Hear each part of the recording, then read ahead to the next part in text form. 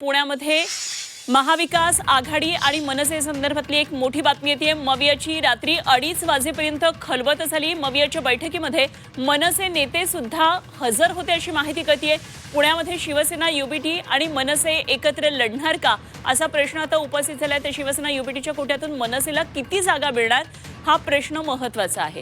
इकडे मुंबईमध्ये सूर जुळलेला आहे। दोन्ही ठाकरे बंधूंनी युती जाहीर केल्यानंतर इतर महापालिकांमध्ये काय चित्र असेल या संदर्भातले अनेक प्रश्न उपस्थित होते। तर पुण्यामध्ये सुद्धा मनसेची बैठक झालेली आहे आणि मवियाची बैठक होती रात्री 2:30 वाजेपर्यंत यामध्ये खलबत झाली।